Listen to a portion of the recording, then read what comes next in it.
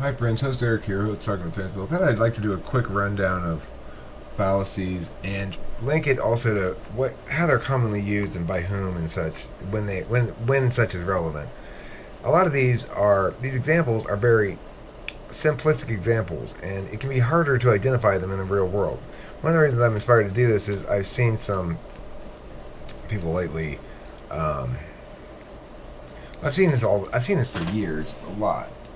People will use calling somebody out on a fallacy, sort of an FE thing, where they go like, see, I know I'm smart and I'm teaching you about how dumb you are, kind of a thing. But if you don't actually know how fallacies work or what they are or anything, then that can seriously backfire on you if you come across somebody who does understand it. A fallacy, the definition of it simply, is an element of an argument which, being fundamentally unsound, renders the argument as a whole invalid. Now, what that means is that basically there's been some flaw in the reasoning that makes the conclusion not substantiated. That doesn't make the conclusion wrong. To think that simply because something's fallacious, it's wrong or incorrect, or that the conclusion is false, is itself a fallacy called the fallacy of fallacies. So let's go down these quickly. I think there's like 28 of them or something here. Division fallacy. To conclude, the parts must share the attributes of the whole. I like bread, therefore I must enjoy wheat and yeast. Composition. To conclude, the whole must share the attributes of the part. I like chocolate and I like salmon, so I must like chocolate-covered salmon. These are like set fallacies, basically. Proof by example. To provide an example consistent with the generalization proves the generalization is true. People do this all the time without really knowing they're doing it. Girls love cheese. Look at Mary. She's a girl. She loves cheese. Naturalistic fallacy.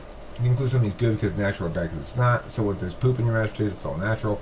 Gambler's fallacy is belief that past events influence future outcomes in independent trials. This is the sort of thing that people get wrong with fallacies. They'll go, well, that's a gambler's fallacy. Just because 4 aces came out of the deck already doesn't mean you couldn't be just likely to get another ace. Yes, it does, because it's not an independent trial. False cause. To attribute an outcome to an unrelated matter. People do this all the time, but again, it can be kind of tricky to pick up because they don't normally say we will win because our shoes are pretty. They say things like,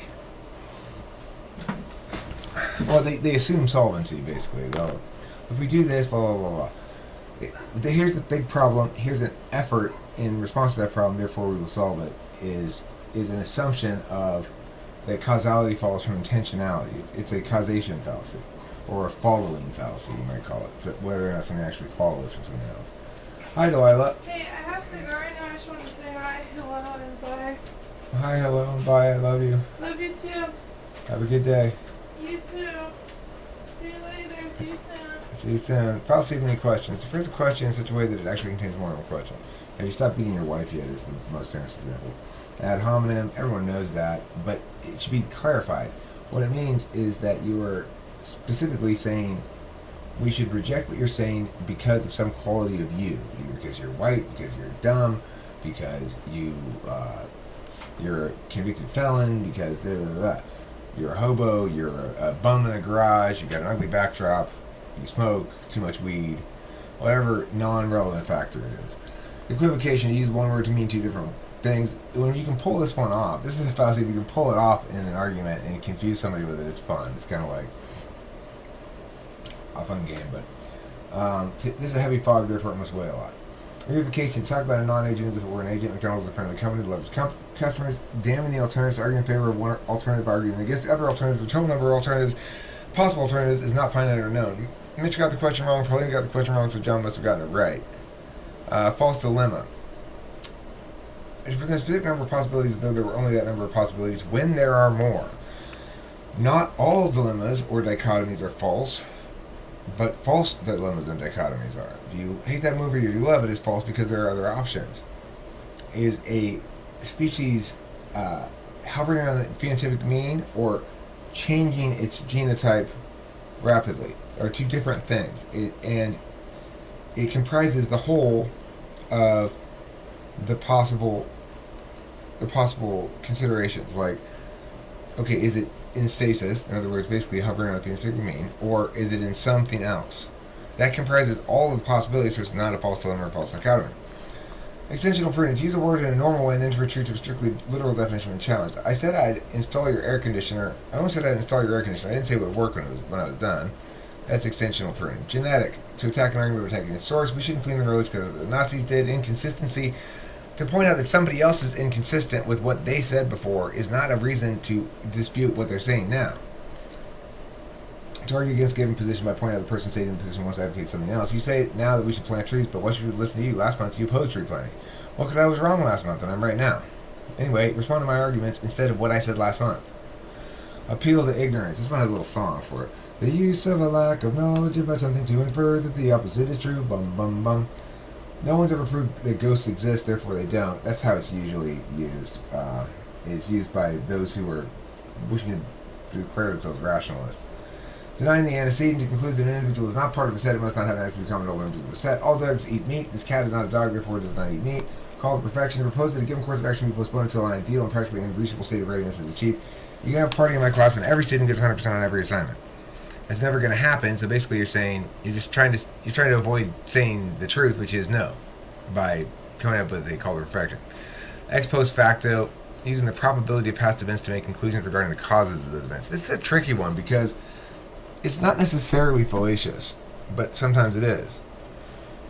It boils back down to the independent trials issue. If you're talking about independent trials and it's not fallacious, then it is fallacious because, like, if you draw five cards from a deck of cards, the chances of you getting that particular exact hand are 1 in a shit ton. But it's not really unlikely for you to draw it. It's unlikely for you to predict that you're going to draw it. That's where the unlikelihood comes. Begging the question. This is what people kept doing on the evolution thing. A type of circular reasoning in which an example that disproves a generalization is said not to be an example because it violates the generalization it disproves. If you had studied hard, you wouldn't have failed this test. But I did study hard. I still failed. Well, if you failed, you must not have studied hard. So they were saying, well, evolution works like this. But it doesn't work like that. Well, if it doesn't work like that, then you must not understand evolution. Or, it has to work like that because we're presuming that the mechanism is, in fact, the mechanism, even though that's the question in dispute. Appeal to risk. To use potential risk to advocate against a specific course where risks are either poorly established or where the risks are not weighed in conjunction with the benefits. People should not fly in planes. Planes crash and kill all people on board plus people on the ground. Yeah, but they also don't crash and successfully transport people to where they're going. To conclude that because an individual shares an attribute common to all members of the set must be part of the set, all pigs breathe, I breathe, therefore I'm a pig. Appeal to emotion. Little Jenny Sue choked on a chicken bone and died, therefore we should make eating chicken illegal. And basically saying because it's an inherency fallacy. It's saying because there's some very sad thing that exists, we should do something about it. Appeal to authority. To use expertise to avoid answering on a point. This one was also used against me in the evolution thing. Well, all the scientists agree, blah, blah, blah. I don't give a fuck. You've argued that the white cold flakes are falling from the sky. But that can't be snow because the weather method would be clear today and he's the expert. Appeal to popular sentiment. To argue something's good or right because popular, something's bad or wrong because it's not. Post hoc ergo propter hoc. To conclude that because an event comes after something is caused by it. My alarm went off this morning, then the sun came up. If it hadn't been for my alarm, I guess we'd all be having a very dark day. Okay, this is a shorter list of them. I have multiple versions of this stuff. These are all materials using teaching logic and stuff. I would say, in addition, and when talking about fallacious reasoning and such, there are a couple of other very commonplace fallacies that people ought to be generally aware of. Appealing to middle ground is a fallacy. Just because it's a compromised position doesn't mean it's the right thing to do. Another kind of fallacy that's very common.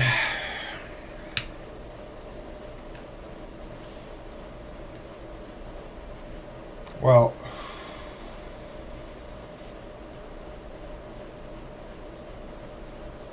one of the most common, it's not really a fallacy, but it's a cognitive bias of sorts, or a cognitive failing. Is to assume that my bias renders my argument invalid or false or something. Doesn't matter how biased I am. I could be the most biased person in the world. If my argument is correct, it's still correct. And being biased doesn't make somebody wrong. It makes them maybe more likely to be subjective, but not always. I am very biased in favor of the positions that I hold, but it's because they are objectively the soundest positions. Alright, so that's my little quick overview on fallacies. I hope you liked it. Any other sort of critical thinking, fallacy, logic stuff you want me to explain, I'd be happy to. I do teach that stuff.